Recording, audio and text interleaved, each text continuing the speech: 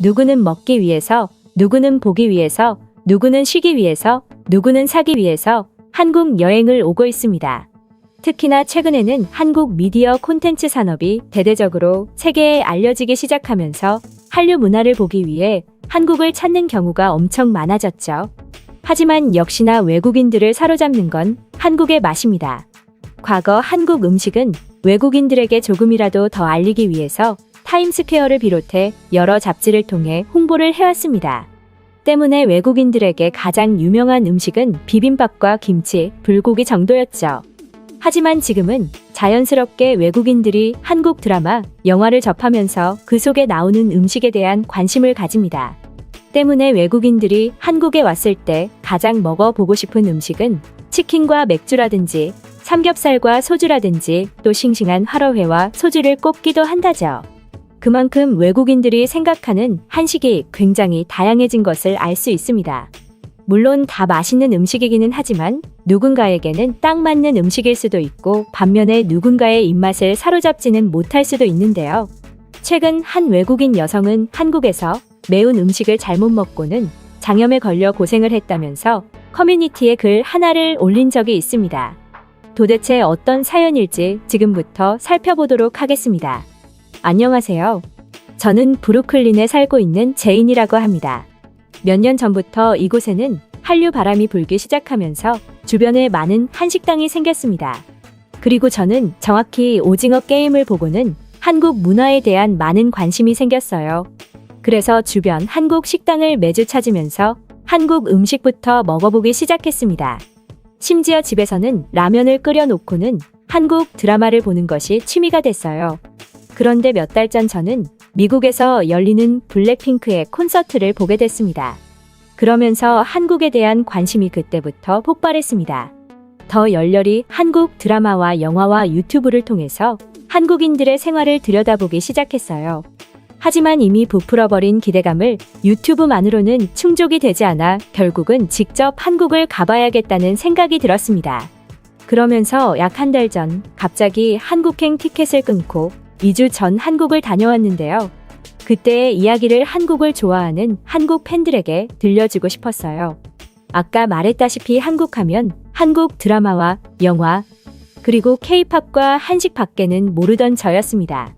특히 저는 라면을 먹으면서 한국 드라마를 보는 게 취미였을 정도로 한국 음식에 진심이었어요.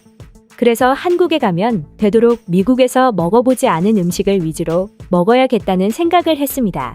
그렇다고 해서 이미 먹어본 음식이라고 해서 무조건 안 먹겠다는 아니었어요.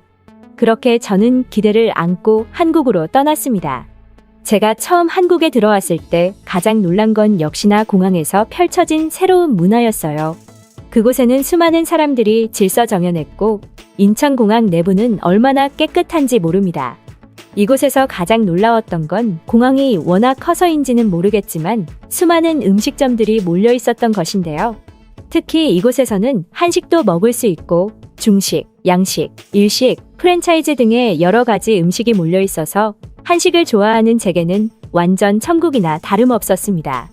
이때 제가 선택한 것은 역시 한국하면 가장 먼저 떠오르는 비빔밥이었어요. 비빔밥은 미국에서도 먹어봤지만 한국의 고추장과 한국에서 나는 여러 가지 나물과 달걀 후라이까지 너무나 깔끔하고 예뻐 보였습니다. 물론 제가 미국에서 먹었던 것과 큰 차이가 있지는 않았지만 미국에서 한국으로 장소가 바뀌었다는 것 하나만으로도 제게는 맛의 차이가 느껴질 정도였고 너무 행복하고 좋았습니다. 뭔가 맛도 미국에서 먹던 것과 다른 것 같고 기분이 묘하더군요. 그제서야 이제 한국에 입국했구나라는 생각이 들면서 한국 여행에 대한 기대감이 확 부풀었습니다. 그리고 저는 곧장 호텔로 가지 않고 한국에 가면 가장 먼저 가보고 싶었던 곳인 명동을 가봤습니다. 특히나 명동은 외국인들의 쇼핑 성지로 불리는 곳이죠. 당장 구입할 건 없지만 한국과 미국의 쇼핑 문화는 어떻게 다른지 너무 궁금했어요. 그렇게 저는 곧장 명동으로 갔고 명동에 내렸는데 엄청나게 많은 사람들이 제 눈에 들어왔습니다. 이곳은 마치 도쿄의 시부야 거리 같다는 느낌이 확 들었어요. 너무 좋았습니다. 그런데 한 가지 아쉬운 점이 있었어요. 사람들 대부분이 한국인이 아니라 미국인이나 중국인 같은 외국인들이었다는 겁니다.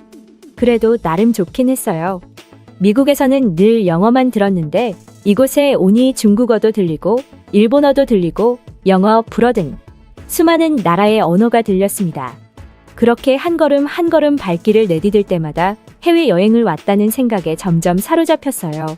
그러나 역시 여행에 꽂히자 제가 이 나라에 여행 온 이유와 컨셉은 식도락이었기 때문에 저는 곧바로 명동에 있는 떡볶이, 떡꼬치, 닭꼬치, 순대, 어묵 등 여러 길거리 음식을 섭렵하기 시작했습니다.